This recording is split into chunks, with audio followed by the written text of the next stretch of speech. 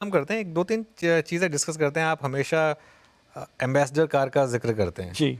तो काफ़ी लोग कहते हैं कोडैक मोमेंट जो है वो थोड़ा थोड़ा आज इसी पुड़िया पे बात हो जाए। कौन सी कंपनी या सेक्टर इस समय उस कोडैक मोमेंट के थ्रू जा रहे हैं? देखिए, ये थोड़ा विवाद वाला विषय है।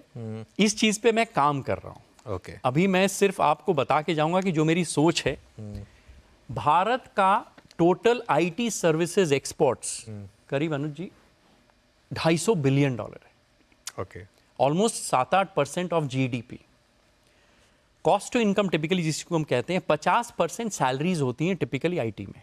तो अगर 250 बिलियन आपकी टॉप लाइन है, आप $125 बिलियन की आप तनख्वाह दे रहे हैं लोगों को।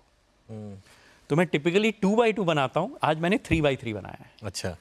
एक्स एक्सिस है total revenue of IT services industry. मेरे पास जवाब आज नहीं है, मेरे पास सवाल हैं, जवाब 1 महीने में आएंगे। 3 चीज हो सकती है, या तो रेवेन्यू डिक्लाइन करेगी, या फ्लैट रहेगी, या बढ़ेगी। That is the x axis. Total wages जो 100 बिलियन या 125 बिलियन की सैलरी है, जो 30-40 लाख आईटी सर्विसेज के इंजीनियर्स को हम एम्प्लॉय करते हैं आज, वो डिक्लाइन करेगी या फ्लैट रहेगी या ग्रो करेगी अगले 10 साल। तो ये 9 बक्से बन गए। ठीक है। अब before I move to next slide, आपसे एक सवाल है।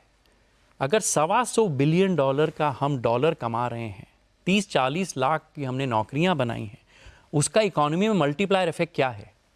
मुझे लग रहा है 5 से 8 टाइम है कम से कम। कि आज बैंगलोर जो बना है, ऑफिसेज लोग ले रहे हैं, चेयर खरीद रहे हैं, कुर्सियां खरीद रहे हैं, ड्राइवर है, गाड़ियां बिक रही हैं, वो मल्टीप्लायर है। अगर एआई के कारण ये जो कोडैक मोमेंट की, आप कोडैक कैसे हुआ था? वर्चस्व था 50 साल का। Films, distribution, manufacturing machine, paper और फोटो सब कोडैक का था। 1976 जिस साल मैं पैदा हुआ था, कोडैक में ही डिजिटल कैमरे का इन्वेंशन हुआ था।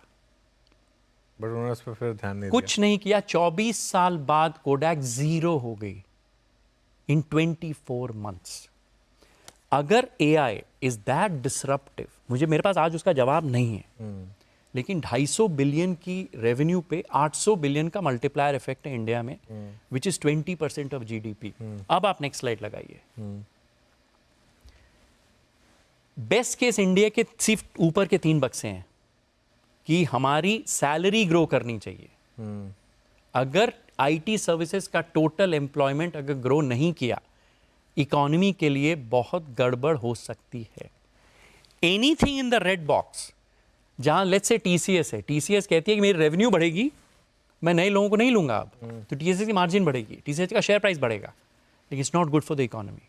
बट स्टॉक्स तो अभी भी आउट परफॉर्म कर रहे हैं अगर आप देखें तो मैं अब वही मैं आपके कह रहा हूं, अगले 18 महीने से 24 महीने में एआई में बहुत नौकरियां आएंगी। ओके।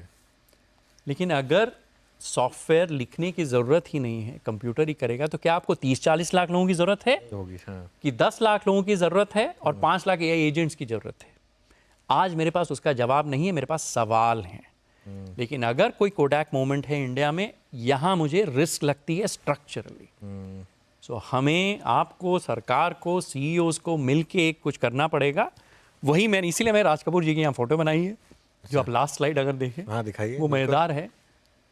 अब एक उनका गाना था ना, मेरा जूता है जापानी, पतलून इंग्लिस्तानी। तो अभी आप देखिए, हमारी फैक्ट्री की मशीन है जापानी, ठीक है, हमारे एयरक्राफ्ट का इंजन है इंग्लिस्तानी, रोल्स रॉयस का, तेल और हमारा मिग है रूसी, सिर्फ आईटी सर्विसेज है हिंदुस्तानी, मजाक की बात नहीं है।